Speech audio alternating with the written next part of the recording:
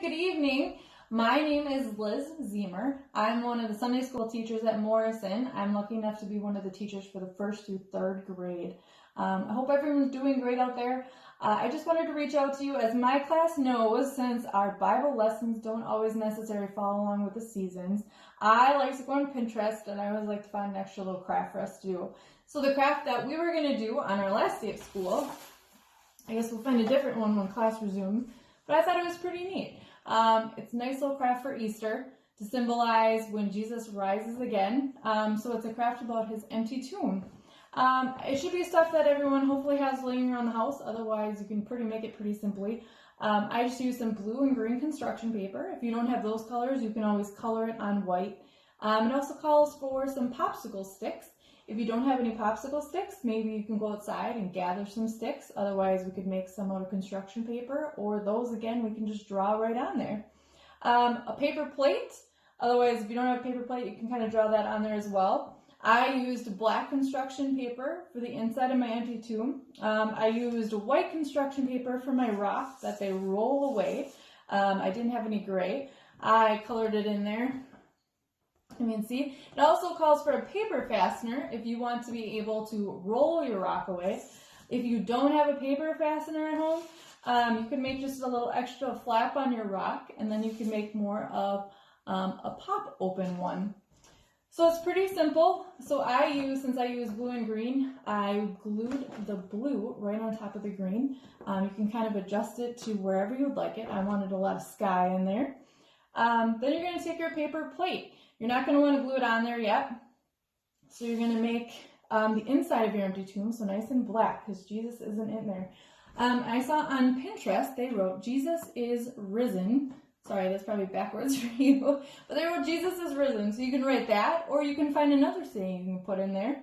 Then you're going to take your rock, or if you have your paper fastener, you're going to kind of want to put it down a little more so that you got a nice pivot going for your rock to roll away from the empty tomb. Otherwise, if you have your flap, again, you can just glue it right on there, and then you can open up. Then on top, we're going to have Jesus's cross, and then the other two are the other two people that were hung on the cross that day.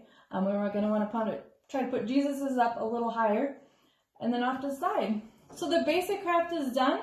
After this, feel free to make it your own. I know that's one thing I love about my class. They always take the craft I bring and they always add their own little fun stuff to it. So you can add clouds to the sky, you can add birds, you can add more grass down here, animals or rocks. Feel free to make it how you want. So I thought that was fun, so hopefully you guys can enjoy that. Another craft I saw on Pinterest that would be great for any age kid as well. This one is also a paper plate craft, and you're just going to use green tissue paper. I'm sure a lot of us have this laying around. So you just glue the tissue paper right on there.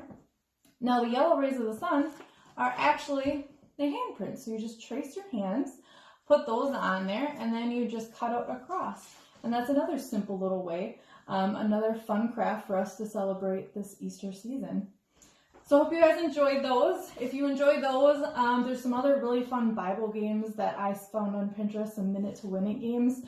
One of my class's favorite we did this year, it was a shepherd game. So all you need is a straw and some cotton balls, which are your sheep. So then you're the shepherd. So your goal is to try to gather all the sheep in your flock. So you're going to try to blow the cotton ball.